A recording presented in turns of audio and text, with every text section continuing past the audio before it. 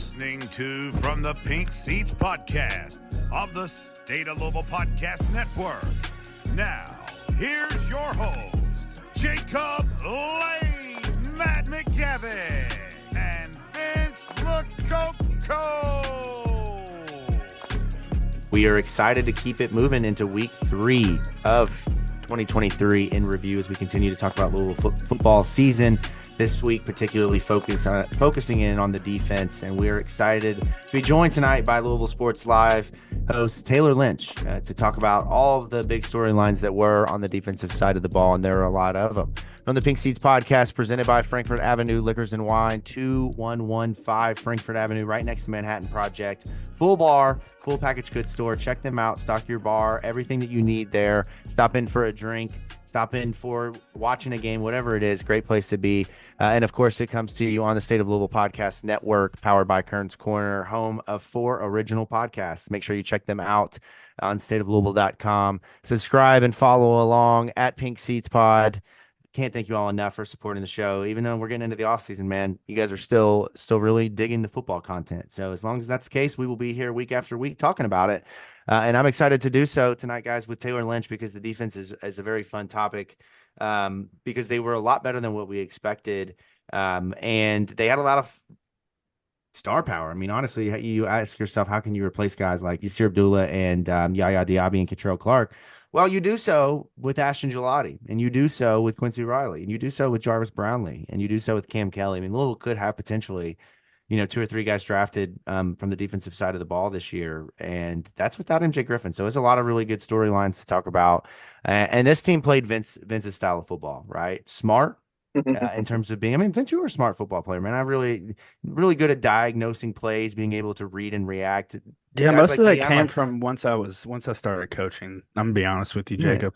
I was definitely I wish I would have known half this stuff that I know now as a player, which I guess every player I'm sure says that, but yeah, and I'm sure every coach looking back will say I would have been a much better ball player. But yeah, it's a really interesting conversation that we have here on the show, because this group, we knew they had a lot of talent. We knew they had a lot of pieces. We had questions, but it was a matter of, is Jeff Brom a guy who's going to lean on his defense to do much of anything other than just go out there, and if you stop them, great, and if not, we'll just outscore them, right? If you wondered about Louisville being able to do that. And so this year that wasn't the case. They won games with their football team.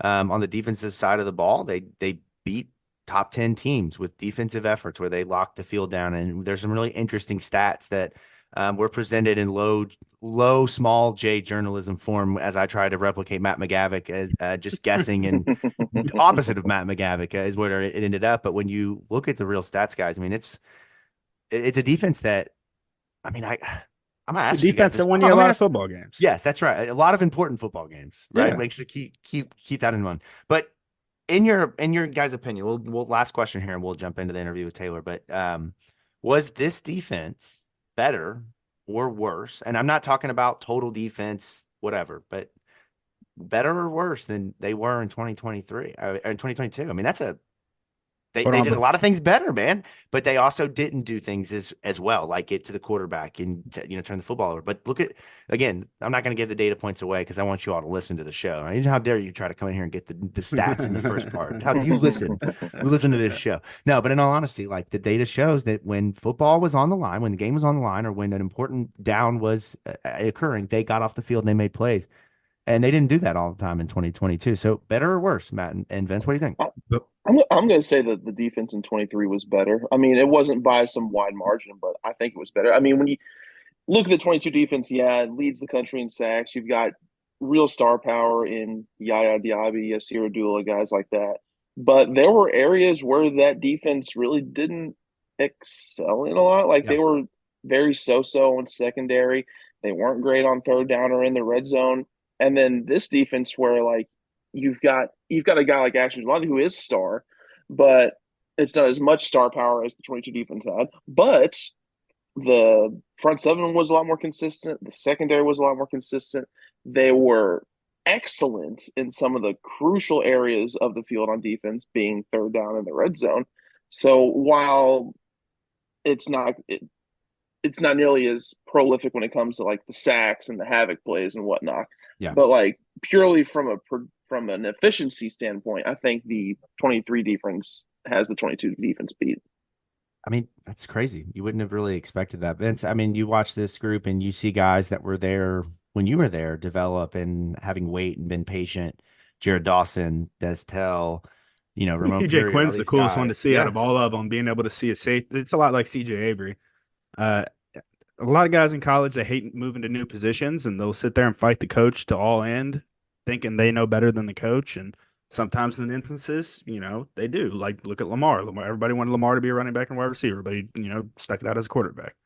But in instances like CJ Avery and TJ Quinn, those are guys that clearly need to be moved down into the box. And for him to be able to accept that role, put the necessary weight on, and understand the position and where he should be shooting gaps and everything like that was really cool. So was Jared Dawson. I mean, that was a guy that, he struggled a lot with stuff with Satterfield and them, be it the defense and off the field and everything. And to see him finally get it all and it all come together, see him playing with energy, see him smiling out there and having fun. That was really cool to see.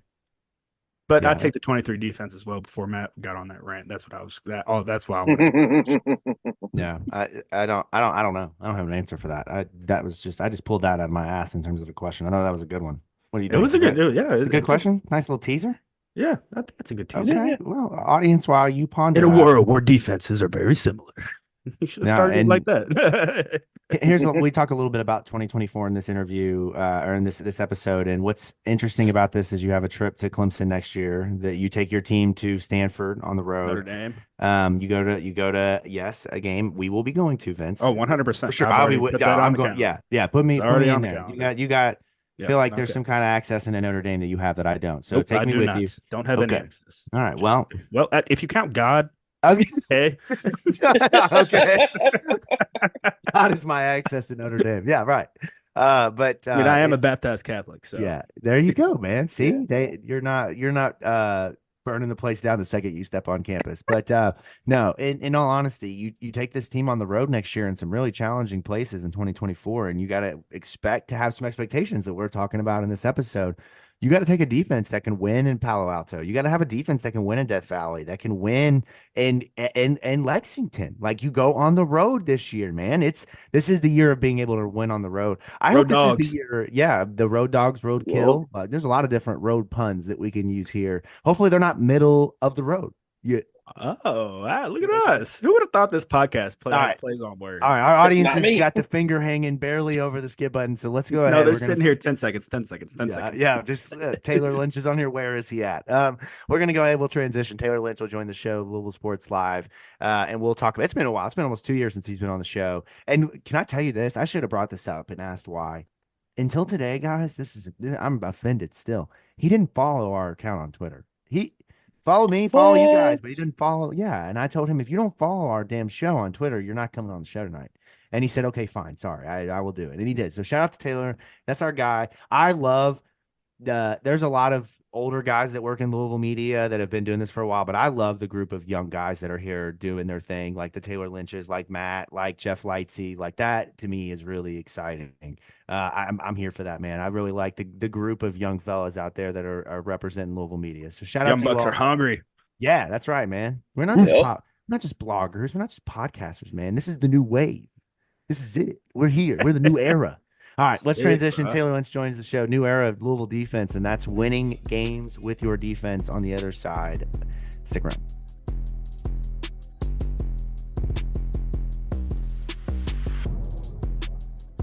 All right, fellas. I felt like before, just now, I was the most handsome. And, Vince and I could argue about that. And then Matt, we obviously know, I'm sorry, buddy, but you're just a short step behind us in handsomeness. I do say you rock the beard and bald look very well, Matt. But I look handsome, damn it. Yeah, no, see, I love the confidence, man. You're such a confident big dude, man. I love it. But we, show just got a little bit better looking. Tayler Lynch, Louisville Sports Live. How we doing, man? Welcome to the show. Man, I'm doing well. I figured, if you're gonna come on Pink Seats, you've got to throw the backwards hat on. So wow, I had to rock it just for you, Jacob. I just realized I'm the only one here not wearing a hat. That's okay. When you got a bald head that beautiful, Matt, you got to let the people see it. You buff that thing out just for the show. A bunch of guys in hats. Yeah, that's right. That's the new Right. pod name, just a bunch of guys in hats. Well, it's Yep. great to see you, man. I feel Yeah. like it's a weird relationship between you and I because I don't see you often. From time to time, we'll run into each other at games, but I hear your voice typically like once a week, and I don't know who else's what kind of relationship I have like that. So, Yeah. I feel like I hear from you all the time. Glad to have you here. We're glad to talk football, man. I will tell you guys honestly, your podcast getting ready for football season, breaking down each individual position group. Okay. That is one of the things I listen to for my prep to get ready to do the pregame shows this season. So Okay, I take that back then, man. I'm honored. round of Thank applause. you. Thank This you. is a There we great go. Thank relationship, you. right? I love this. This is Wow, off to a we great can sit start. right there. All right. Well, that's awesome. Well, by the way, man, I just want to say because I haven't seen you. You did a great job this year. I thought you did awesome with everything that you had it easy though in terms of the football team was actually like good, right? I'm paying for it now. Yeah, right. This is that in return. But hey, you look like you haven't gone through the stresses of a basketball season. You still like you're glowing from football, man. So that's my feedback for you.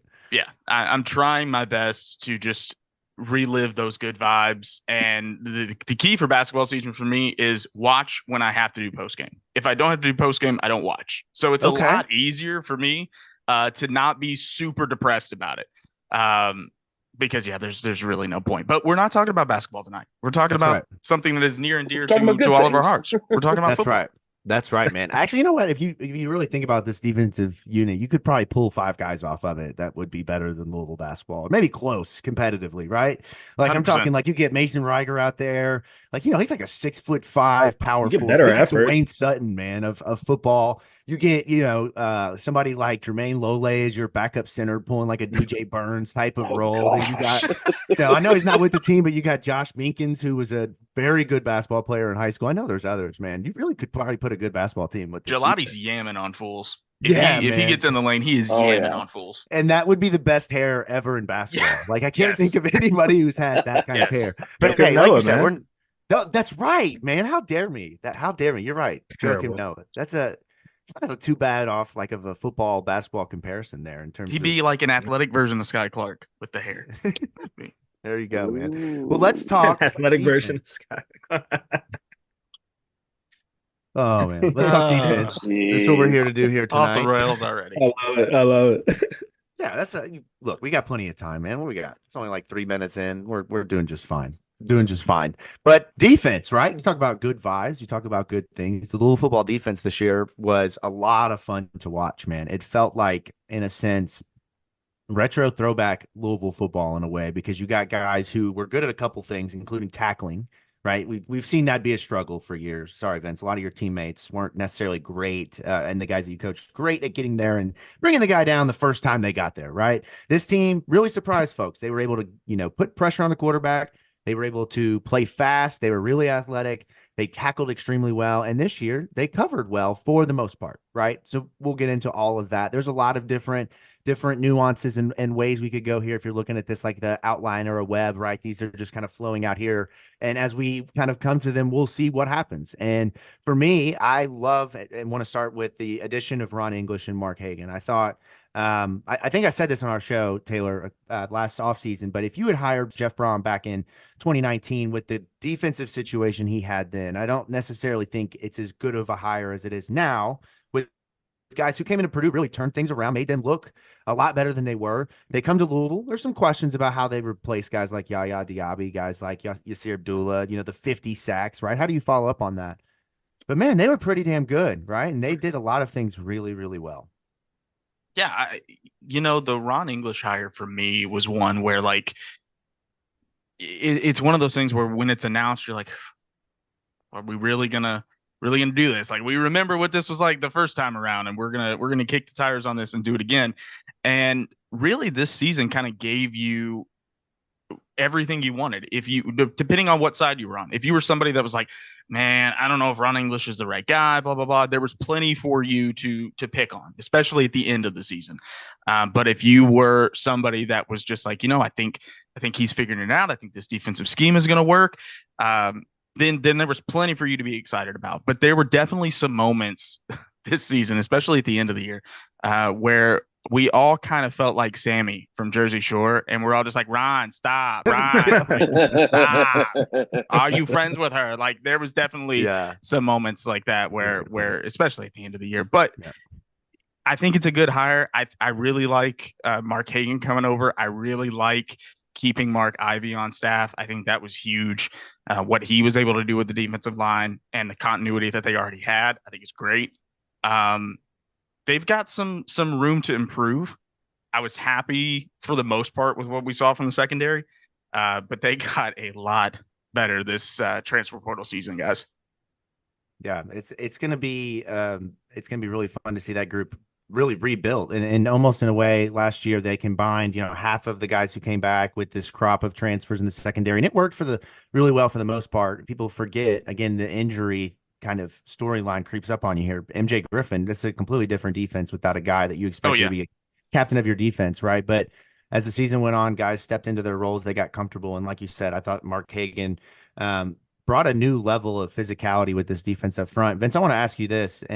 When looking at this defensive line, and especially being around Mark Ivy when he was here as the defensive line coach before moving to linebacker, notice if anything that was different about what they did up front this year from, whether it's a hand standpoint, whether it's just a physicality. It felt like from interior, out, they got stronger. They were good in spurts over the 3-4 years with Satterfield, but this year, really that whole group, that whole front four became a problem, and any down, they could get after it. I really think it had a lot to do with depth, Jacob. Like we added a lot of guys, or we didn't add a lot of guys, but a lot of guys stepped up in big ways. I mean, we've mentioned Jared Dawson a lot in this show, and that's somebody who we've watched develop, the past however many years under Satterfield, and then this past year with the Brahms. So for me, I think it's more that than anything, because we always talked about how, the D-line was playing on the other side of the ball and everything like that with Satterfield's defensive line with, Yaya Diaby and Ashton and Yasir coming off the edge as well. But, I mean, really, I think it comes down to depth and just having the guys. And guys stepping up. Yeah, I mean, and you had like 11 dudes that were playing this season. Yeah, like I felt comfortable with every D-line rotation that was in the game. Yeah, and you could have honestly probably thrown like 5 more out there. I mean, the thing is, they had a bunch of guys that didn't even get onto the field. Yeah. We've seen that in the portal season. Matt, game 1, let me take you back to Atlanta. 39-34. They give up 34 points to Georgia Tech in week 1. What is, like, if you can rewind yourself and remember, like, just where they were then and how they came along, like what did you see that changed? And was it just getting more comfortable, or did you see something schematically that as the year went on, they obviously had the big shutouts and all of that, like that they just played better or had, a different kind of adjustments? Well, I remember coming away from that game, I wasn't nearly as pessimistic as a lot of other people were, just because, I mean, if y'all remember, 28 of Georgia Tech's 34 points came in one quarter. In like one of those quarters where you just basically just burn the film, and there's not really anything you can take away a lot from. Or if you look at it conversely, there's a lot you can, because like, oh yeah, y'all screwed up, y'all screwed up, y'all screwed up, y'all screwed up. I was gonna say, but those games where we say burn the film, those are the worst in the film room. Yeah, like, even if it's just that quarter, you could have 3 quarters of perfect football, blow the team out. That coach is going to, that one quarter. Yeah, I mean, you make you think you lost. Yeah, because I mean, like you said, Vince, 3/4 of that Georgia Tech game, the defense looks pretty good. Yeah. It's just that the second quarter they just shit the bed. So, like, moving forward from that, I wasn't nearly as low on them as everyone else was. But I mean, were there concerns? Obviously, because I mean the push up front was a little concerning, just because it didn't seem like they were getting a lot. The coverage on the back end was a little streaky. And then those were the two things that, as the season went on, those were like strengths of the defense. Like during the middle portion of the season, they were getting consistent pressure up front, and then working together with them, the secondary was playing incredibly sticky coverage. And those things kind of just worked together to create a defense that was a really well-oiled machine up until, the final couple games of the season. It was fun. It really was. And they were, not exactly what you expect necessarily on paper from a football team in terms of, size, height. They played undersized positions. They were, they could put 5 defensive linemen out there that were over, 275, and you'd feel comfortable still, right? They just had different pieces. that were left over and pieces that they brought in and they meshed really, really well. And as the season went along, you started to see guys emerge. And Tayler, I'm just curious on your perspective, watching Ashton. I think one of the storylines that you guys probably talked about a lot when the defense was of conversation in the offseason was, can Ashton become Yaya, type of production? What was it like, or what from your perspective, just this season, that growth from him? What did you see that stood out and why he was able to be so successful despite being held all the time, like all the time, like absolutely more than and my never son getting wants to be called. held. Yeah, right. Yeah. The exact opposite of that type of situation. I think that we all kind of knew that this was possible for Ashton based on the way that he played the previous season. I think we all kind of thought that he had that in him, that he could step into this role and kind of make this his defense and be the face of this defense and the defensive front. But it was, can he do it? Can he put it together? How is this new staff going to come in and utilize him? Where are they going to want him to be at? What are they going to try to tweak his technique? Is he going to try to, they're going to try to do different things with him? But really, credit to the staff. I mean, they were like, Ashton, you're really good at this. Go do that. Go wreak havoc on the opposition's backfield. Just don't. It was almost like, and I know that this wasn't said, but it was almost like, don't worry so much about scheme. Just go put his ass on the ground. Like, that's what we need you to do. Go hit him and hit him hard. And that's what he did. And he absolutely balled out. I was shocked that he announced that he was coming back. I thought for sure that he was going to go test the draft waters and probably be a third round guy or late second round guy. But now he's got an opportunity to come back. And I think part of the issue with the defense in those last 3 games of the season was teams kind of started figuring out what Louisville was going to do defensively. And you went up against 3 teams at the end of the year, and if you want to count the bowl game too, that were better suited to kind of scheme against what Louisville wanted to do defensively, especially on that defensive line and getting pressure. So I think part of the issue why we look at the defense and we go, oh, that defense kind of was so-so at the end of the year. They weren't getting a pass rush at all in those last 3 games. And when you're not getting a pass rush, your secondary can only stick with their man for so long.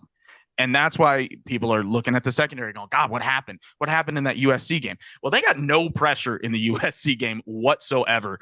And that quarterback had all day long. He looked like Joe Montana back there in the pocket. He had all day to drop dimes to the speedy athletic wide receivers that USC has. So I think what they did in the transfer portal, bringing Tyler Barron in here from Tennessee, having him kind of be what I hope is going to be the yin to the yang for Ashton, to have somebody else that can rush with him so that not everybody's keying on him anymore, because that's what happened at the end of the year. Everybody was keying on Ashton Gillotte, and Mason Rieger came in and gave you some good minutes and was able to get some pressure, but it wasn't consistent enough.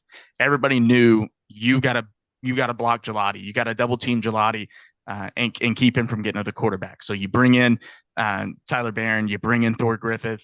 I think that Ashton's going to be even better next season because of what Louisville has done in the transfer portal and getting him some help.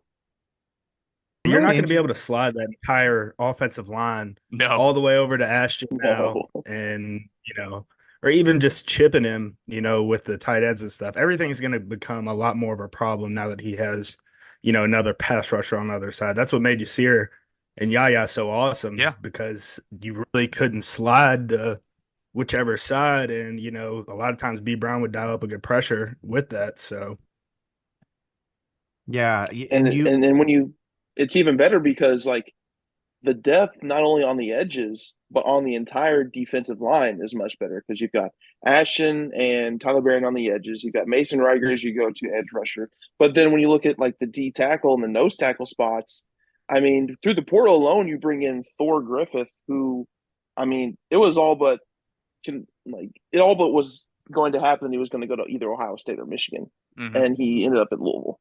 And then you get an underrated portal pickup from FIU in D tackle Jordan Gurad. Like, I think he's going to be really good. I really like him. And I do too. And that's just 2 guys that you get to the portal. They bring back Jared Dawson, Ramon Purrier, Desmond Tell, Jermaine Lole. I mean, the middle of the line is stacked. And now you have a really good 2 deep on the edges, especially if you throw in a Adonai Green, who I think should make a jump up to his 3rd year in college. And it's not a hot take to say that Louisville's defensive line might be the strongest part of their defense next season. What do you guys think is reasonable to expect from Jermaine Lole this year? Because I feel like we have not gotten 100% Jermaine Lole yet. Right. He's coming back with something to prove, or else, he wouldn't continue to try to come back to play a limited role. I thought this season when he played, he popped, but it wasn't enough. So there's got to be some type of agreement of being able to play more snaps, be able to potentially do some other things. Let's put him in at fullback, man. How about that? I mean, you know what I mean? Like, maybe that's part of the plan of how we got him back here. You get 5 offensive snaps a game. We're going to turn you into Patrick Ricard. Let's go. I mean, to be fair, he did look better over the final month because, I mean, you could tell in that first month plus of the season that he was still dealing the effect of whatever injury he had this time. I'm not entirely sure what injury was plaguing him this time, but once he seemed like he was fully healthy, he was a factor. I mean, I didn't realize it until when I went looking at the stats after he announced that he was coming back. He started 8-9 games. I didn't realize that. Mm-mm. So my thing with him is he's next year.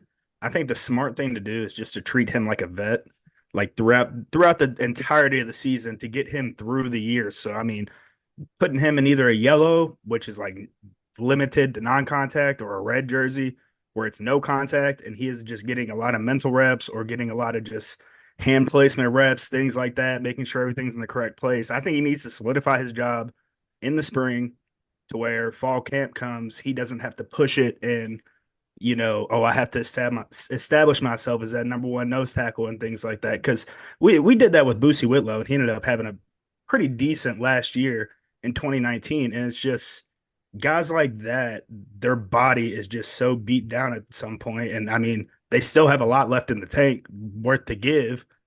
So, I mean, it's just one of those things that you have to maintain to get him through the year. Well, Louisville did the same thing this year with Brian Hudson on the offensive line. Exactly. He took mental reps basically the whole back half of the season because he was battling injuries.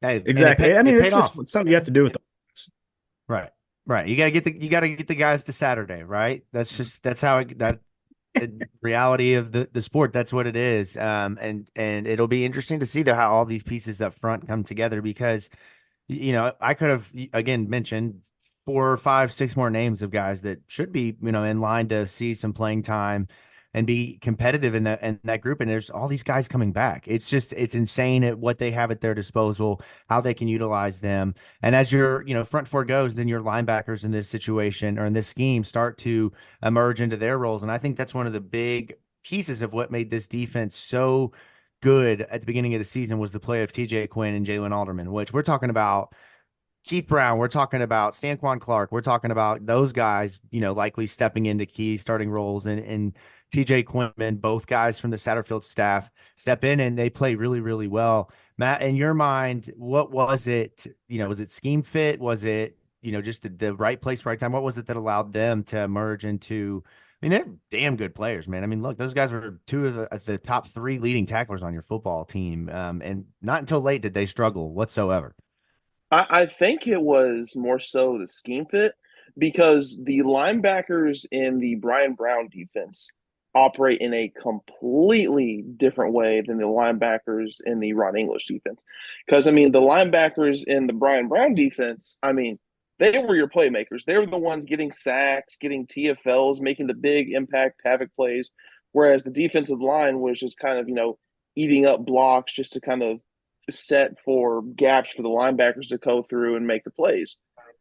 In the Ron English defense, it's pretty much the opposite. The defensive linemen are the ones that make plays and rely on winning one-on-one battles to get in the backfield or get after the ball carrier. And the linebackers are kind of the read and react type. And I think that allowed both TJ Quinn and Jalen Alderman to kind of settle in and not have to be thrown straight into the fire like, hey, we're going to rely on you heavily on this defense, especially at a position group where the perceived notion heading into the year was this was not the strongest position on the defense. So I think especially with TJ Quinn, and he's he's a really good run stopper. He plays really well against the run. So I think that more so suits the kind of read and react scheme that Ron English has for the linebacking core, and Jalen Alderman to an extent too, because I mean we saw his potential as a true freshman in 21 when he had that pick six against UCF and played some games. Yeah, he was. Yeah. Yeah, and then after that, last season in 22, we didn't see him hardly at all. So I really do think it was a byproduct of this current defensive scheme under English, more so suiting those two guys in particular as to why they had the seasons that they did. To piggyback off that, Matt, I think it's also, them being the two smartest guys probably out there on the field. I mean, the linebacking position is still your captain of the defense, your quarterback out there on the field, having to align everyone and get everything set up and stuff and communication-wise. So it's not really surprising that, in my opinion, that TJ Quinn, being a former safety and things like that, isn't afraid to shy away from communication and just speaking up and being able to talk. It also helps that he's an absolute hit stick. Yes. Right. Oh my gosh. I mean, it's awesome to watch him. It's like he's hitting the R3 trigger every time. Yeah, yes, absolutely. Yep. Yeah, and at the end of the season, he starts to whiff a little bit, right? Eventually, they figure you out, man. You're coming with nothing but missiles ready for that just absolutely. Hey, Ray Lewis even wrapped up and made some form tackles and some good, just normal tackles every once in a while. Yeah, that's you want a lot of power whenever you can hit somebody like that. You just want to unload it every time. Well, I think that happened too a lot with Louisville's defense just down the stretch. I think people figured it out, and I think that was part of the issue was they figured out kind of what Louisville was going to do, who the big playmakers were, and to neutralize them. And again, they went up against some teams with some big-bodied guys on the offensive line, and they were able to block it a little bit better than some other teams could. And I think that's where Louisville reloading the way that they've done in the transfer portal is really going to help them sustain some dominance this season on the defensive side, because really we kind of saw a wave, I think, defensively, where it started out with the Georgia Tech game where it's like, ugh, and then you get to that midpoint of the season and you're riding that wave and you're stuffing Notre Dame and you're stopping the leading rusher in the country and he looks like a bum. And then you come down and the wave crests and you get to the game against, as we lovingly refer to them, the team up the road. And the last couple of games of the season, it's just like, what the hell are they doing? Like, you can't stop anybody. And then the USC game, you get torched in the secondary. But I think that you saw, especially losing that game to the Smurfs, that pissed Braum off. Like, he's angry about that, and he carried that anger into the recruiting season and was like, you know what, I'm gonna go get this guy and this guy and this guy, and I'm gonna ram it down your throat, and I'm gonna stop you guys, and I'm gonna just beat them into oblivion next season. So I'm excited to see that game, especially how they come out next season and play them, because I think it's gonna be, look, if Braum can get the chef's kiss at Pick-Pack Field, he's gonna love that. That reminds me of like Coach Strong, his second year whenever he beat Kentucky. I mean, even that first game, it just felt this first game this year and that game, Coach Strong's first game against Kentucky, felt a lot very similar to me. Like, the team that won can feel that things are kind of shifting the other way. You can kind of start to get that feeling and that vibe. And I completely agree with you that definitely pissed Braum off, which is awesome. I wish we wouldn't have lost, but it's awesome that he was pissed off about losing to Kentucky. Yeah. Really responded well. So, like, you got to love on each other. Yeah. I remember sitting in that post-game presser, and I just sat down and looked at Matt, and Matt looked at me. And it's like, it's that moment where you're wondering, like, who's going to ask the first question, because you could tell how pissed off he was. It's like, I don't want to be that guy that asks the first question. He just flips the table and walks out of here.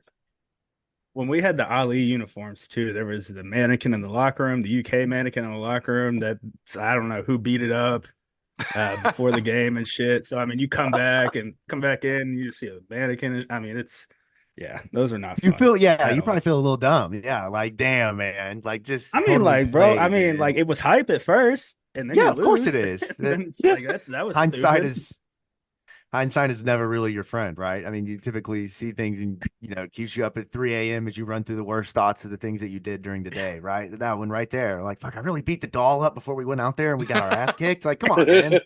Next time, don't be so silly. No, but in all honesty, it was great to see some of those guys emerge that have been here for a while. And I know, you talk about the defensive backs. Ben Perry kind of plays in, more of that role, but it's a linebacker position by true technicality. And I really thought this year you saw him do a lot of great things when he was able to. There were several games, and of course, now I don't have them jotted down. I can't remember, but there were games where he single-handedly set an edge on the side and prevented, big, massive plays, and would get there, pull the ball carrier down or the wide receiver down. He made several great plays in coverage this year. You really saw him evolve. I really want next year to see him become a star, right? I feel like it's there. Like we were on the cusp of it, but never like that next step, that Catrell Clark took. Or well, that's really not a good example because he started out really, really strong. But there's some other guys over the course of the last few years defensively that really became stars late in their career to go on to the NFL, and you feel good about them. I would love it. I would love to see that from him. But despite, him being out and only being a one-man crew, you saw Antonio Watts step in and play well. You saw, all these just pieces. It really did kind of bode well for them that they were able to get the most. And again, there's a lot of guys that didn't play that you think factor into next year and how they go about, kind of putting out the best roster possible. So there's a lot of exciting things ahead. But I want to talk a little bit about one of the, kind of big learnings of Jeff Brom this year is the ability to lean into what your football team is, right? You see sometimes coaches try to fit a team to be what they want it to be versus reading what they have in the room and reacting, putting guys and gals in the best place to succeed at whatever they do best, right? And I think this season, he got a pretty good inclination early that we're going to have to win games by running the football and playing good defense. And it was, when was the last time Louisville's done that? I mean, is it Charlie Strong? I'm like, is that feels like freaking centuries ago at this point that you put out a defense. We ran the ball well in 19, but we didn't play any good defense. No, and then and last season you could say, technically might be one of the best defenses Louisville's fielded statistically, right? 50 sacks, number one in the country in that data point. You have all those interceptions. Top to bottom, not necessarily the strongest, but still, you know what I mean? It's one of the most just playmaking group of defensive players, but still this season you could go out and say, like the Florida State game, unfortunately couldn't get any offense, but you play a game defensively there that will win you the ACC championship. You kept Florida State out of the playoffs. Yeah. I mean, honestly, with the way that Louisville played them and the way they looked offensively, that's why they didn't make the playoff. Because everyone watched them play in that ACC championship game. We're like, God, these guys can't hardly make it across a friggin' 50-yard line. We're not gonna put them in the playoff. It felt that game in particular. I felt good up until the last. Obviously, like we're playing shitty on offense, but at any moment up until the last drive, it was like this could be it. And we could hit a deep ball pop right here, and the whole thing could swing in the other direction just because of how the defense is playing. And then we come back all happy, ACC champions, and talking about, the defense is all blah, blah, blah. But, here we are. That game pissed me off, I think, more than any other game this season. I mean, I see, I'm speechless because now I'm having flashbacks to Charlotte. You're reliving and it. I still have, that pick to Tatum Bethune just lives rent free because that was one of the worst throws I've seen Jack Plummer make all season. But again, we're not talking about offense. We've already had our. Yeah, we did that. Yeah. Okay, don't bring Jack into this anymore, man. He got we got our punches in last week. Poor Jack, man. We're on. Let the man live. You're totally right though. But the thing is about like here the conversation again with Jack. You can't talk about anything on this team without somewhat coming back to that. But you have a quarterback who, if he just manages the game, you're going to win 90% of them because you're got a really damn good defense. Think about what they did this season in their three most difficult games, outside of Kentucky, right? These are ranked teams that they ultimately went 2-1 against, and that's Notre Dame, a top 10 team, right? Historically good at scoring, being really, really good at offense, defense, like they do it all, right? Then you have Duke, which again, Vince does not recognize their legitimacy? At this point, we're back to I don't know what even, they are. Even anymore. more now. Yeah, right. Who are they now? Manny Diaz? Hey, Texas A&M stole their coach, so I mean. And what do they know? They brought Bobby back. What are you talking about? That doesn't help your case any. No. Okay, that's a good point. Nothing says follow up Jimbo Fisher like let's go hire the Duke coach, right? I'm sure that's how all the fans feel down in College Station. But regardless, you shut Duke out, right? I mean, they still had that running game. Riley Leonard, I played most of that game, right? I know he was really banged up. And then with Florida State, 16 points. Now, again, I know you're playing against the, third string quarterback who was not going to take a snap all season long, but still with the weapons they had to hold, guys to the statistics that they did, it was really impressive, right? You're like, okay, these guys can play here. And that ultimately, at the end of the day, Jeff Brom recognizes that and leans into that. They develop well, they coach well. The penalties, a little bit of a head scratcher, but like when you look at what this team was statistically, and I don't have it in front of me now, but I they finished in the top, 30, 35 in total defense in the country. They finished very well, I think, on third down defense, if I'm not mistaken. And with red zone defense, they were fairly highly ranked. So, I mean, like, all these things add up to tell you that you had a damn good football team who played really good defense. And I know a lot of people don't believe this with this philosophy, but defense wins really important football games. This season we don't win championships, but really important football games. Defense wins championships. Put that on a t-shirt. Yeah, defense wins really important football games. Yeah, right. Exactly. So that's what it was. You have so many players sitting in your meeting like, Coach, I don't think that's how that saying goes. Yes, it is. Damn it. Shut up. We just made it up. Yeah, exactly. But hey, in this season, that's what it was. And ultimately against Florida State, you couldn't get it done, but you played the type of defense. And if you can just hold on to the football, not put this defense out there one more time, two more times, who knows what they could have kind of accomplished with all of that.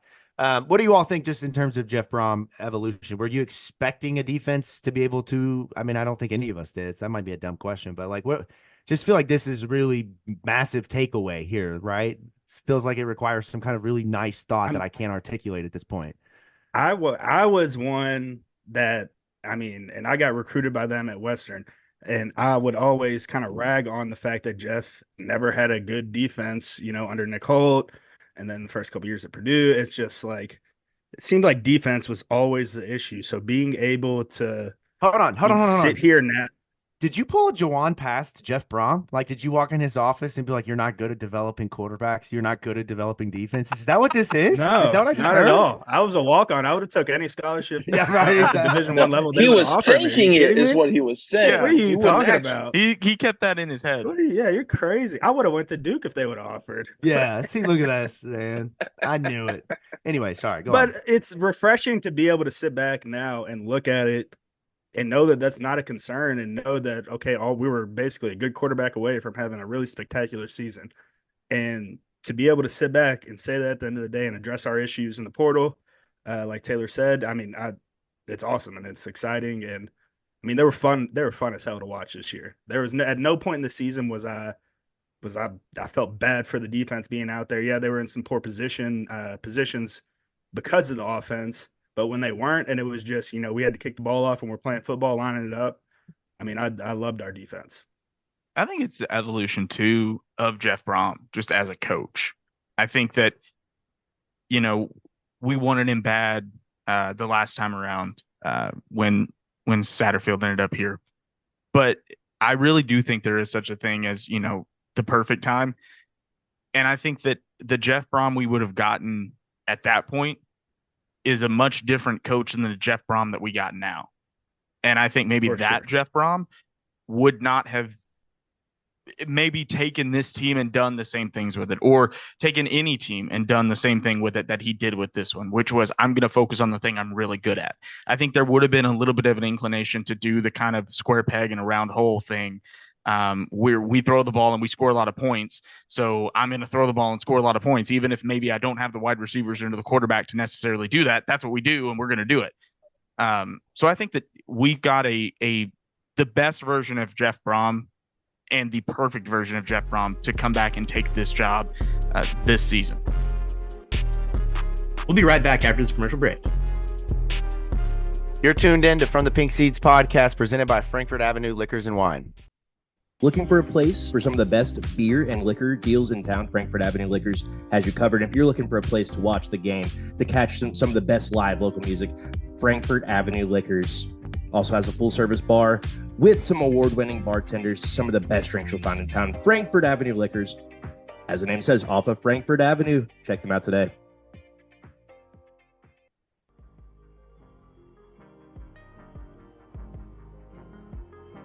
Let me give you some stats from Matt. Before I know you're going to have a really profound thought here, and I don't want to. You hold on to that, buddy. Don't lose that. Pontificating on that. Earlier, I made some really remarks in terms of statistical data. I just assumed and said things. Okay, so I want to give you the facts. I did the research while you were giving that great thought. Assuming makes an ass out of you and me, Jacob. Heyo. Right? We can't be the nerdy stat podcast that the guy's like, oh yeah, they're like 30th, and I don't remember what it was. Right? So here it is. You know what we're doing right now? Please disregard that email. Yeah, right. Yeah. So red zone defense. Louisville finishes first in the country. Okay, that's a far cry from what I said of top 20 or whatever it was. That's a really impressive statistic when you talk about being able to stop teams when it matters, right? So you go to that other data point that is third down percentage, and you say, okay, that's really good. First, but what did they do third down? Just 10th in the country, right? I mean, that's a team right there.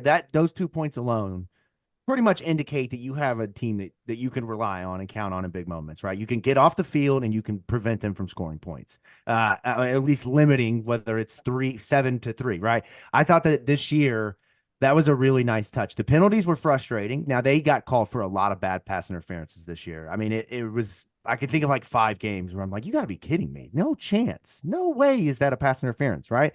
And then you I'll have pay somebody to get some holds. Yeah, here for it, man. Yeah. Talk about penalties, man. That's what. And then total defense, Louisville's 20th. So, 21st. So you're talking about all around very, really, really, really good defense, higher performance than like I said, we could have ever expected. And it bodes well for the future, Taylor, for all the things that you've mentioned, all the players they're bringing in, where they're growing, where they're going to be able to, likely with a very dedicated summer come out next year. And I feel confident that this might be a little bit of a hot take. This defense is good enough to be one of the top 12 teams in the country next season. I'm tell me glad where the data tells me that's not the case right here. No, I'm glad you brought that up, Jacob, because I'm going to ask all three of you guys, of the 4 playoff teams from this past season, Michigan, Alabama, Washington, Texas, how many of those 4 finished above Louisville in total defense? Now, don't cheat, Jacob, because I know you looked. So, all right, no, I didn't. I just got an email, so sorry about that. I didn't mean for the equipment to be dinging here, but I did not look. I promise. I know Michigan did. Yep. Washington, I don't think did. Texas, they don't play defense in Pac-12. Well, now they're in the Big Ten, so Texas, I'm going to say no. Alabama, I'm going to say yes. So it was Michigan and Alabama, and Texas was a few spots behind Louisville, and Washington was completely. I had to go to the other page of the NCAA stats to find Washington. Page 3. They were like 83rd, I think, in total defense this season. So that puts it into perspective for you right there of where Louisville was in relation to some of these elite teams. Like what Vince said earlier, they were a quarterback away from really having a special season.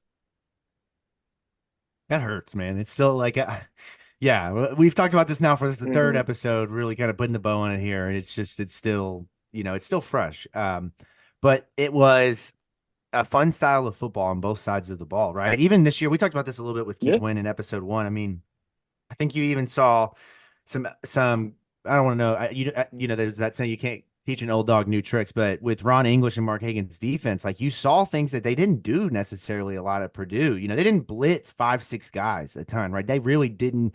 They weren't known for bringing extra pressure. This year, at times, they did so to a fault. Like we saw several times this season, late in the year, I feel like they would rush 6 and just weren't getting there. And either, the middle of the field opened up and the quarterback was either able to take off or throw the ball and into a wide open passing lane, or whatever the case is. But I feel like we saw them show we can use what we have and we can really build this to what these players do well. And I think with Ashton coming back, with Mason Riger coming back, with TJ Quinn and Jalen Alderman, you have the key guys who are going to be hungry.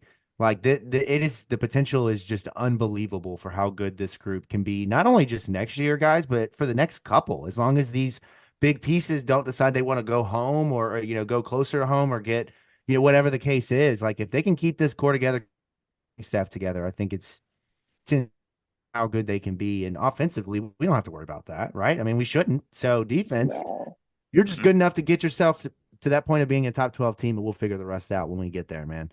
Put us in Pasadena. Let me go to Pasadena next year. I don't know where they're going to play. What's the rules with the playoff? Are they home games? How's that work? Matt, you're a journalist. You got to know. Taylor, you host the radio show. I hope so. The first round, which are the non-buys, those are going to be on campus sites. Okay. And so then it's going to be with the remaining 8 that are left. It'll be 4 bowls, and then the 2 semifinals are the other 2 New Year's Six. So like the first 4, let me rephrase that. The quarters and semis are the current New Year's Sixes, and then the championship game is just its own thing.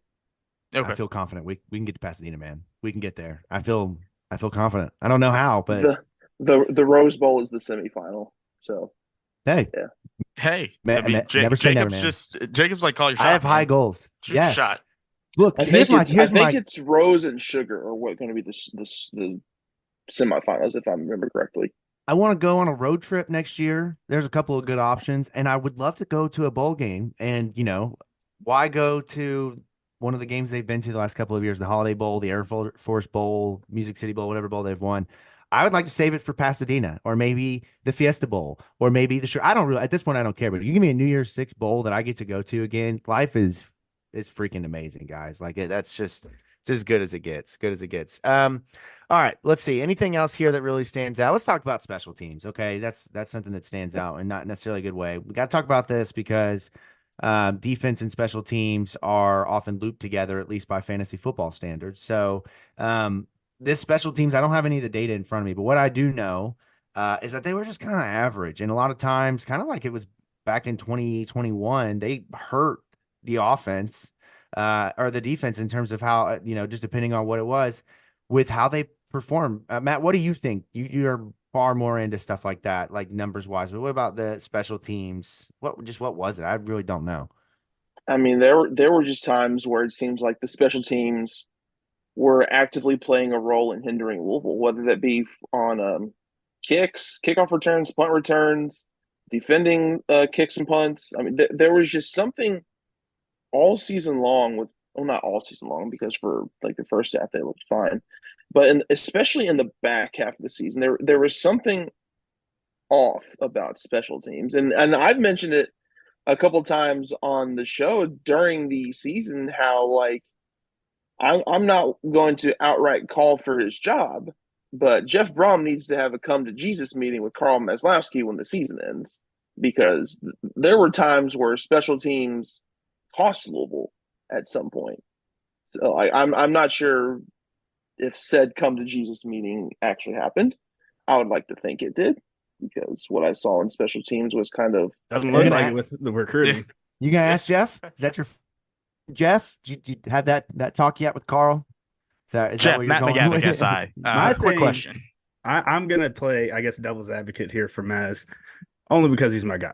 Yeah. So no, I'm kidding. I know how guys treat special teams a lot, and it's a effort base. I mean, we heard Evan Conley talk about Chris Bell in the effort, and the listener posted the clip of him just diving through the air to go make a play. Like that's what it takes on special teams. You know how punts get blocked? It's not because the coach schemed up something wrong. It's because the players didn't point and count to the right guy and slide to the right guy. I mean, you saw it in the one that, God, I can't remember which game we had one blocked, but we had one blocked this year. And I remember pointing out on our show just the fact that it was literally the PP, the 3 protectors that blew it, not the what now? I mean, they call it the PP, personal protector. Okay, all right, gotcha. Okay. Yeah, okay. I know. Football's got some funny terms, guys. It does. That's what I love about it, man. It's great. But I mean, I'm going to say more. and especially with Maz being out on the road recruiting with people, I say it's more effort on the players. We used to say it all the time. Look in the NFL, how many starting wide receivers were on special teams in college. You go back and look, Devontae Smith and all those ridiculous wide receivers on Alabama, all of them were playing special teams in some shape or fashion. Like that's something that Louisville needs to have is starters playing special teams in order to have a lot of success. You're not going to have any success out there having 2s and 3s. And yeah, it's nice to put young guys out there, some sophomores who might not be playing much on with the 1s and 2s and stuff. But I mean, at the end of the day, you got to have some 1s out there. Yeah, that's an interesting take. I was going to say you don't want 1s out there, but what do I know, man? No, I figure you want 2s and that 3s. helps you get that helps you get drafted. Sure, We used to beg Des to be on kickoff and beg like Tutu. We'd be like Tutu, just go on special teams and run downfield. You'll be the contain guy.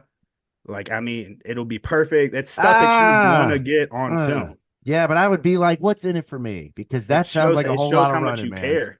That's about the team. And whenever they come to the football office and they ask, oh, well, how much does Tutu care? Did he play special teams at all this year? Well, all he did was punt return. He told us a couple of times that he didn't want to do it. I mean, you're going to be honest to cover your reputation at the same time. That's a good point. That's solid football points, man. So that's analysis I can never provide because no one's ever asked me to play special teams. They have asked about my effort, but not with running down the field, man. That's a lot of work. Now, I hated special teams. Yeah, that's awful. As a player, I hate special teams. But me putting the coach hat on, I'm like, special teams matters a lot. I would love to have my 1s out there on specs. Yeah, but I will say though, like what would be fun for me playing special teams is trying to run and get the football before it goes into the end zone because it's almost like like playing 21 and you're trying to get a tip, like just the most ridiculous way you can save the ball from going into the end zone. That would be 100% what I spent all of my effort doing. And see guys do that though; they enjoy that, right? That's the fun part for them. I used to love punt return in high school because I mean, back when football was football, you could crack back people, and I mean that would be prime. Listen to Vince with the back in my day. I know, but this we played with leather helmets.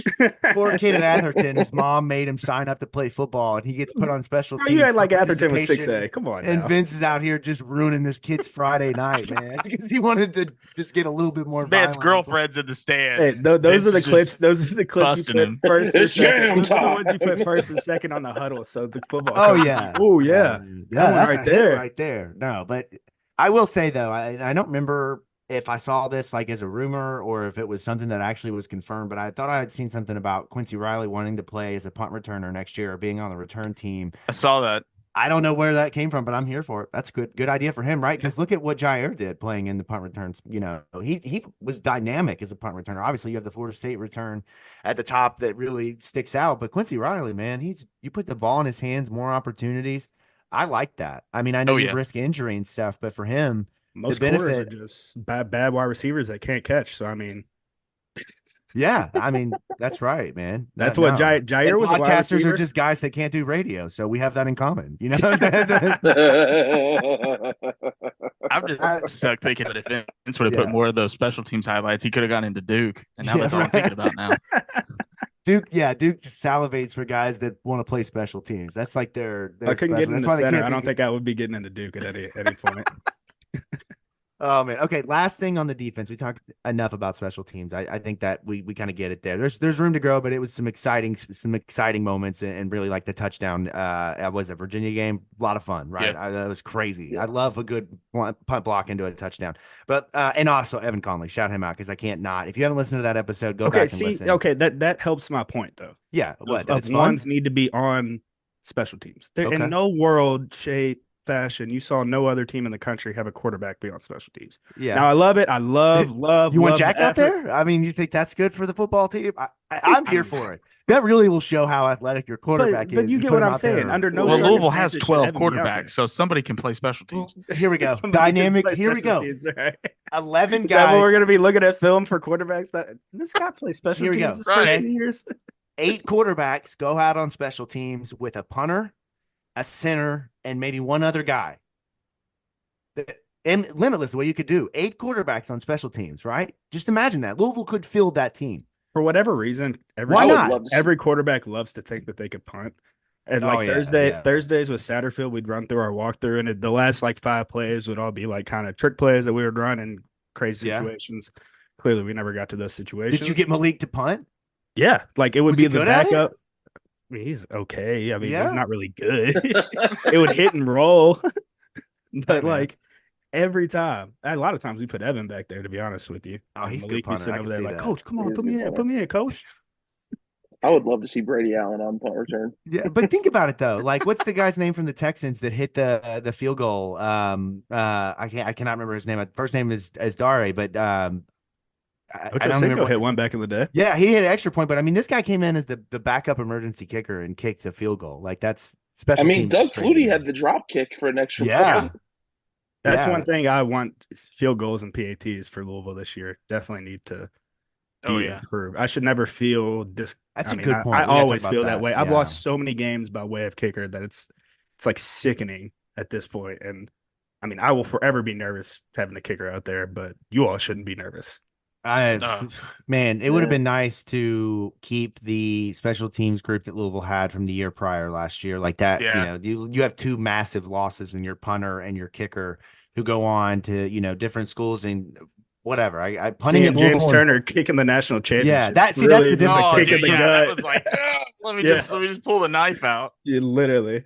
But the misses this year from Travelstead, I mean, at times, you hit the 53-yarder, the longest in school history, but then he'll turn around and miss a 24-yarder. Like, it's I don't care. I don't want you to hit a 53-yarder. I'd rather you hit those 24-yarders consistently. Well, sure. I feel Yeah. comfortable. Like, I mean, and then we'll worry about backing it up. It's like hitting a putt in golf, Right. And how many kickers in college football really kick 50-yard field goals? Like, that's very rare as is, right? That's usually just go for it territory. But this high year, school recruits will think that that's all they kick to go there. Wind to their bag.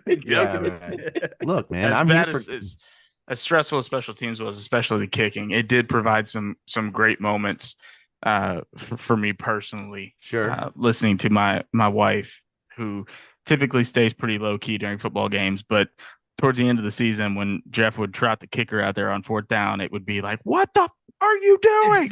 Don't send the kicker out, Jeff! I swear to God, don't send the kicker out. Go for it!" Yeah. See, at one point, when her, is he running the percentages like Dan Campbell? Like, it's the crazy stat. I was listening to Pardon My Take. They were talking about the kicker. And it was like from like the 43 out, wherever they went for it, like he had an awful percentage. But if you took it 2 or 3 yards in, he had like 100% percentage. I'm like, man, I wonder if Jeff ever ran those and been like, I should probably just go ahead and go for it. My odds here are better. All right, last thing on the defense is the secondary, and then we'll move on to Matt's stats and kind of walk through each of these groups. Actually, we can kind of start here with the secondary. Let's just do that, just like we did last week with the offensive line. We've got some great data from one Matt McGavick here that we're going to run through. Each week, Matt gives us the Matt stats. No, it's not personal stats. That's what we asked for, but he never brings them. I want to know who Matt's best friend was when he was 8. Like, that's stuff I want to know, but Matt doesn't care to bring that info to the show. So instead, we get really good football data. And when you look at the secondary, I know you're going to have Quincy Riley, who's going to just boom, bop. Like the charts are going to be, him in the far right, top corner. Like he's great at everything. Only had a couple of slip ups this year. Really, the last game against USC wasn't great, but mostly for the most part was lockdown. You're not throwing his way. That's Riley Island, right? But Matt, what else? Like Jarvis Brownlee cooking right now at the Senior Bowl, right? But does the data show that he was that good? What about the guys like Cam Kelly and Devin Neal who played really, really good, had a lot of good moments, but when they were bad, man, it really made Louisville's defense, take a step back. So what does the data show us with the secondary?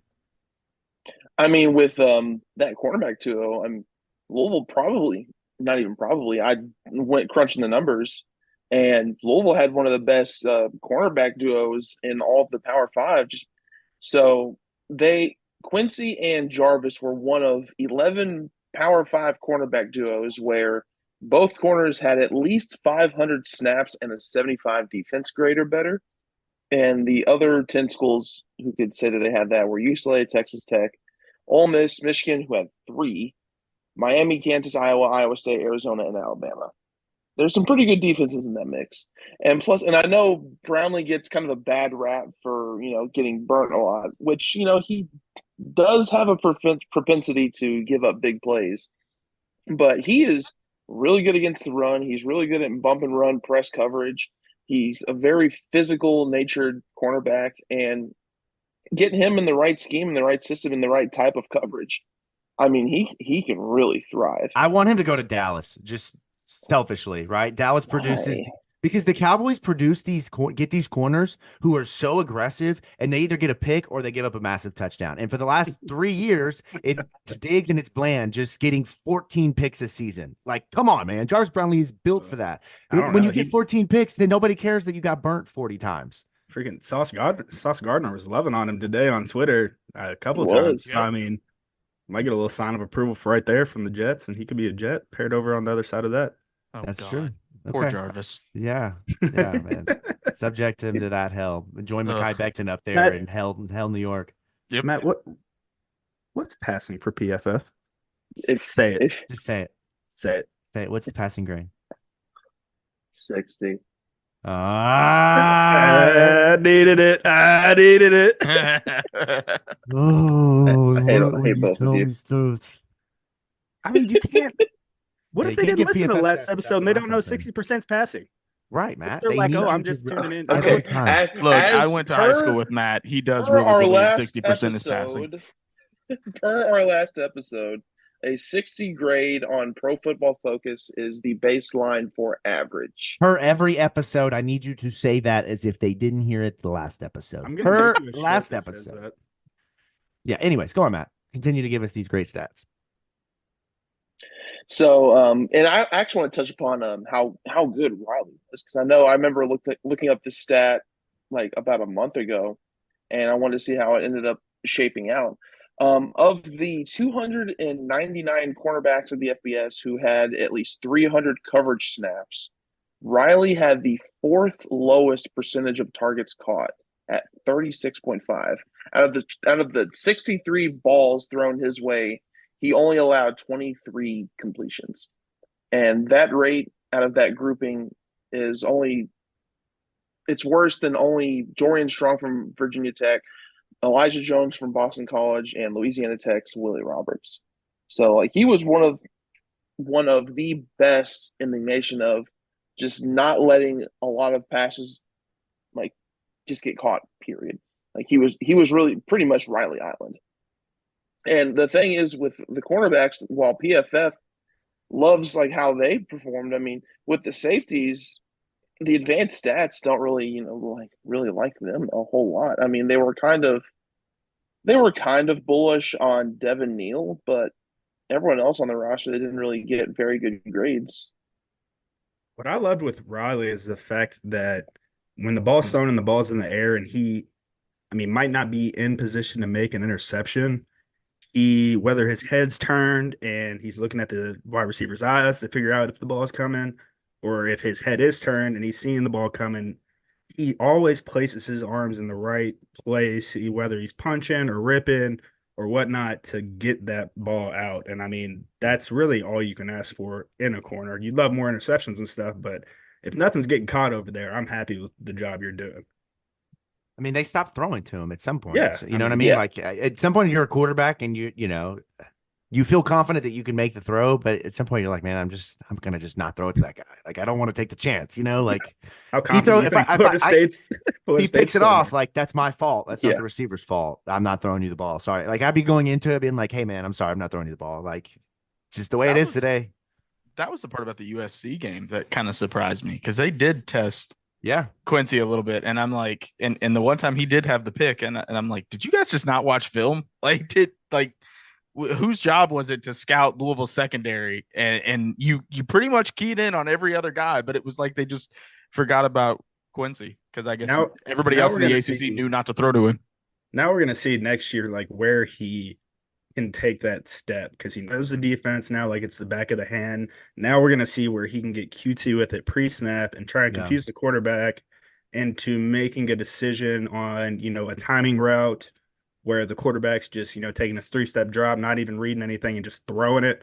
That's stuff where Riley can really capitalize on now, or even, post-snap stuff and making, being a little bit deeper in his depth on a cover 2 to come up and make a play, or, playing cover 3, a different way that he's not normally. It's just he gets a lot more creative with his gameplay and a lot more free in a lot of ways, being able to play freely within that defense. And it's exciting. Not that last year's group, the top three they were great, man. I mean, Jarvis had a really nice season. Storm Duck, he had highs, he had lows, but for the most part, was fairly consistent. They didn't really develop anybody else behind them, and that was kind of the issue. But when you look at next year's team, man, I just get super excited with Quincy Riley, Corey Thornton, who's coming over from Central Florida, and then Tavion Nicholson from Illinois, who was a draft prospect last year. Or this would have been a draftable guy this year. Like, you're talking about three guys now that you really feel like you can go one-on-one with just about anybody with. And when you have that pass rush, and then you mix in the secondary, the guys that they're bringing in here, right? I mean, they're bringing in some really talented guys in the secondary to replace what they've lost, and still bringing back Devin Neal, still bringing back MJ Griffin. I mean, it's insane how much better they can be. But with Quincy Riley, Vince, like you said, I mean, when you have a guy like Jair, everybody else rises around him, and Quincy is the Jair of that secondary group, and all these guys are going to want to match that energy. Also, last thing, and I'll let you respond, but if he's not throwing him the ball, right? If he's not feeling like he's having to play a lot, hell yeah, give me the ball on offense and let me be Travis Hunter. Like, put me on offense, put me on special teams coach. I got to play a little bit more. Go ahead. My bad. Go ahead. Yeah, I forgot where I was going to go, to be honest. I'm sorry. I had a good thought. I kept talking, man. I really fumbled that one. I'm sorry, man. I'm like, way to go, Jake. Jacob's loving cutting people off today. I know. I'm like John L. in the bowl game with Jody, man. You I'm can't just expect walking to all ask over a fullback to sit there and hold that thought. Like, we have a lot of thoughts running through this head. So when it's a good one, yeah, right. You only get so many at night. That's on you. Yeah, no, I'm sorry, man. I got to recognize that your CTE went away for a minute, and you got a great thought. I got to come to you in that moment. Wow. Oh, here we go. I was going to talk about the dime package. There we go. Look at that. Yeah, there it is. Yes, that's where I love this. Ding, yes, ding, the dime package, and being able to get a pass rush with that, because a lot of people put the dime package out there, and it's just like, all right. I mean, you got everybody bitched about it with B Brown early on. Is, oh, why are we dropping A? Why are we just dropping into coverage and everything? Well, being able to drop into coverage and get pass rush with the guys we have, like Ashton Gillotte. Yeah. And I mean, it's going to be very, very nasty. This is fun, man. How much longer we got? They play what? They play earlier this year. It's an August game, right? Yeah. I mean, that's exciting, man. We don't got to wait until the Monday night anymore. I get so tired of that. Like, when they put Louisville on the Monday night after you watched everybody else play. And you just literally can't wait anymore. Like, I already feel that way. It sucks game prepping for, because you want to get off like week one on the right schedule, Sure. Get a flow of everything, get your Saturday game, your weekly game prep in, but having a Monday game throws everything off, because your Saturday becomes Friday and Thursday. Yeah. All right, Matt, let's go into linebackers here. And let's talk about kind of what the numbers bear out to when you look at the development of Quinn and Alderman. And then, I feel like, again, the conversation comes back to the lack of depth at this position. They really had no one. Now, Stanquan Clark had a couple of nice moments, but Keith Brown barely played. I mean, barely played this year. And that's what happens sometimes when guys come in late. It's hard to learn. I'm sure it's hard to learn a defense on the fly when you have guys who have been here all off season in that. But what does the linebacker group look like in terms of data and where they measured up? Because they tackled well. They did everything that you can kind of ask them for about 80% of the season. Yeah, no, I mean, the linebacker core, as a whole, kind of graded out fairly well. TJ Quinn had a 68.9. Alderman had a 65.6. Stanquan Clark, 64.2. He actually was really good against the run at an 82.4 grade. And I was curious as to how many teams out there in the Power Five had like a consistent, like not like all-American caliber linebacker duo, but at least like a sturdy, consistent duo in the middle. Because usually you only have like one or the other. A lot of teams out there have one really, really good middle linebacker, and then it just kind of drops off from there. So I crunched the numbers like I like to do. And Quinn and Alderman were one of just 11 Power 5 linebacker duos who had over 600 snaps and a 65 or higher defensive grade. Boston College, Clemson, Iowa, LSU, Mississippi Who's the State, linebacker UNC. at Boston College, Matt? Who's the linebacker? Do you remember his name? De Palma. Vinny De Palma. I don't know why I turned that into Arnold Schwarzenegger. That went from Italian to Austrian real quick. Man. Like, I don't know what just happened there, man. All right, sorry, go on. I got to cut everybody off tonight. That's I was very saying, no, you cut That's me the off there, but you cut me off towards the end of the sentence, so it's not worth repeating the whole thing. So. No, I think it is. Oh my God. So they were one of. So one of anyway, what I 10 was going to say was, oh no, sorry. Go ahead, Matt. So the only other Power 5 schools out there who also had a linebacker duo that have 65 grade or higher defensively: Boston College, Clemson, Iowa, LSU, Mississippi State, UNC, Northwestern, Oklahoma State, who had 3, and Rutgers. So while it was very how do I want to say this? It was common for a lot of schools to have one really good linebacker. It wasn't super common for them to have 2 really good, consistent linebackers. So it's a testament to how well Quinn and Alderman kind of performed at a position where we really didn't think too highly of heading into the season. It felt like it's nice to have that, Matt. I mean, this year, it feels like every year even going back. Last time we had it was like James Burgess and Keith Kelsey, where it was just Probably, 2 stud linebackers back there. I mean, Stacey Thomas was good, but I mean, was never James Burgess by any means.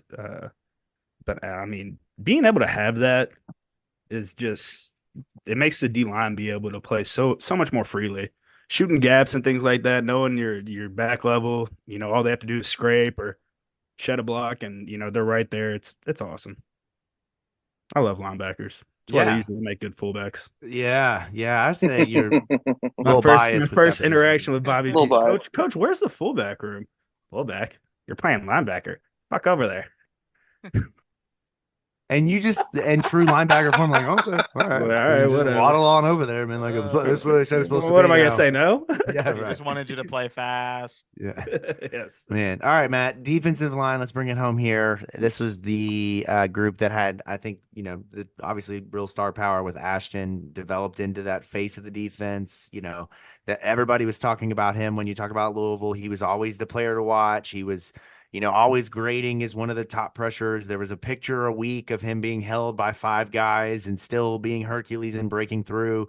What do the numbers say? Because I would hope that they say that he's an NFL player and Louisville's going to be really fucking good next year. Like is that what the numbers say when you crunched them? Oh, it certainly did. I mean, okay, good. So that was the perfect response. I can't with y'all tonight. Poor Matt, man. Poor Matt. No, that was perfect. This is the whole point of Matt stats. I'm going to get you a damn shirt, Matt, that says that. Oh, I crunched the numbers. I crunched the numbers. Yes, absolutely. Or 60 is average on PFF. That's what it's going to say on the front, and then it's going to have I crunched the numbers on the back. Yeah, I crunched the numbers. 60 is average. So, per PFF, Ashton finished with 58 total quarterback pressures, which finished 3rd in the ACC and 10th in all of the FBS. And he wound up being one of 8 defensive linemen, doesn't matter if it was interior tackle or edge rusher, with a pass rush and a run defense grade of 80 plus and a total defense grade of 85 plus. And some of the other 8 defensive linemen were guys like Tavondre Sweat down at Texas, who at one point was seriously in consideration for like being a Heisman finalist, and Jack Sawyer, who probably could have been at the minimum a day 2 pick in the NFL draft for Ohio State, but he's coming back. And then Latu for UCLA, who he was probably the best defensive lineman in all of college football, and Ashton Gillotte is in the mix with him. So, like, even some, like, just basic stats, like sacks and TFLs tell the whole story. I mean, advanced analytics also tell the whole story. I mean, Ashton Gillotte is very good at football. Hashtag analysis, I know.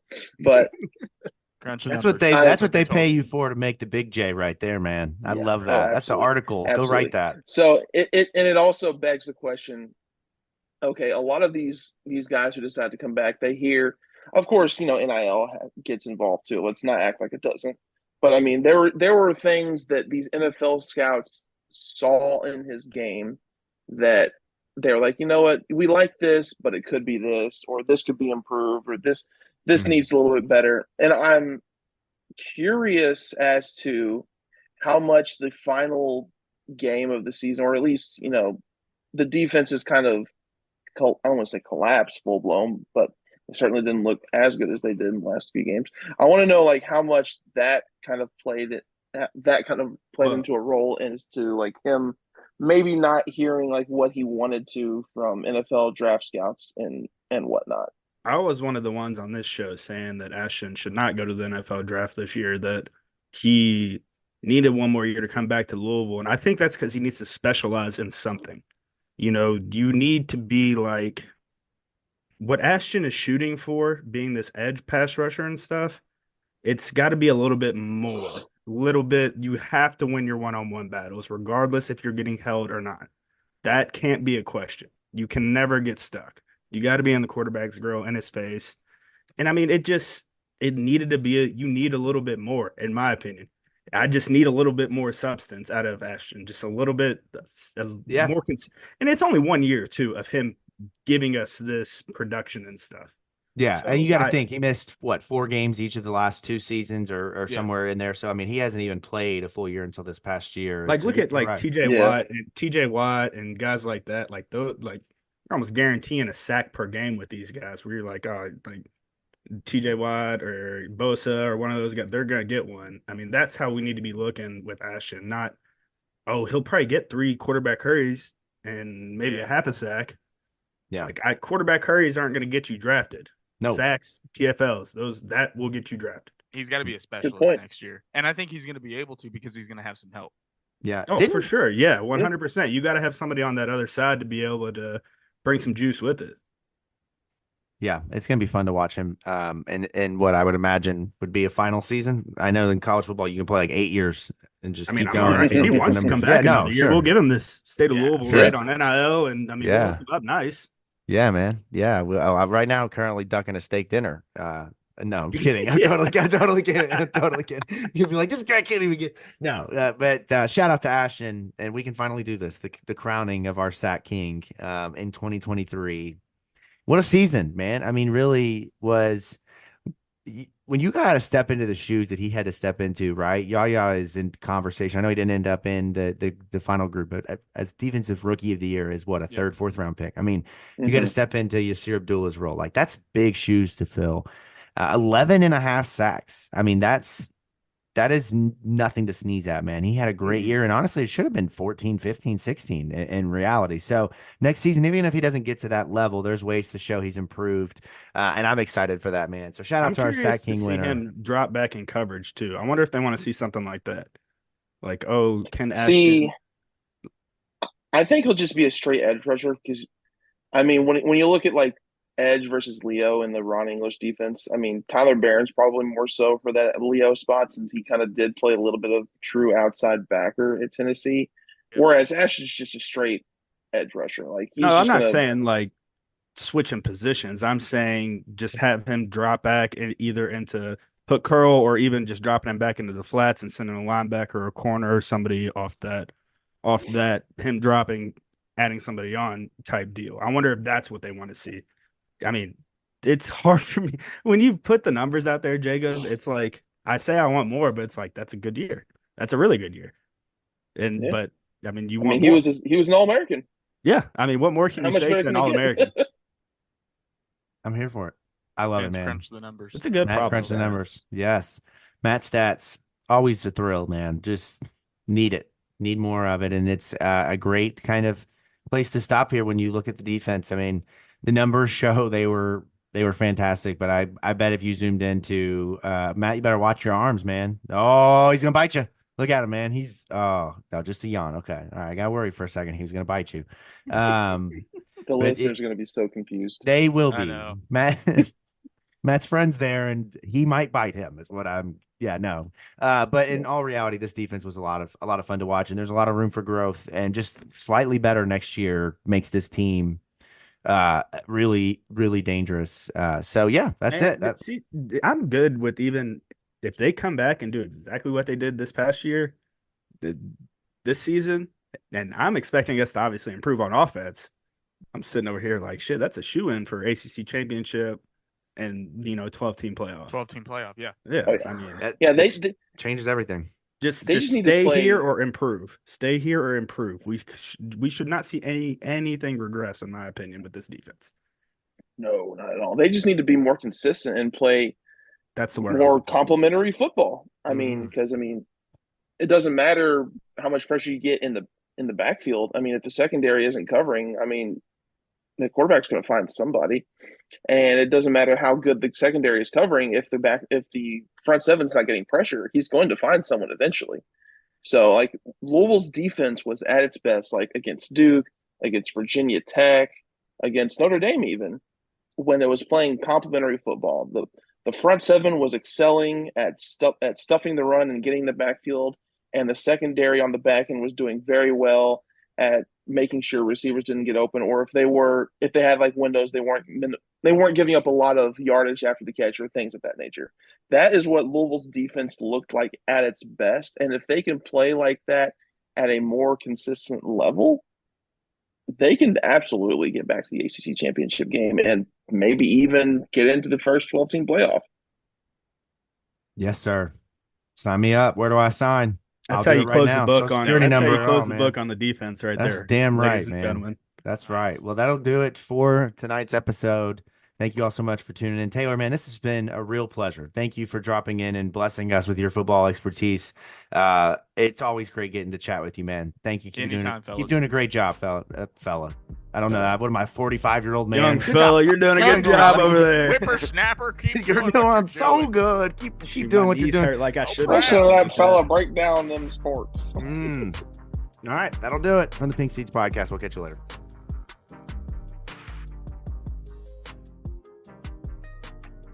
From the Pink Seats Podcast is a part of the State of Louisville Podcast Network, powered by Kern's Corner in the Highlands. Check out our 4 original shows from the Pink Seats Podcast covering Louisville football, starting 502, covering Louisville basketball, Third and Central covering the Louisville baseball program, and Vamos Morados covering Louisville pro soccer. Subscribe, rate, review any of the shows. Find them anywhere you get your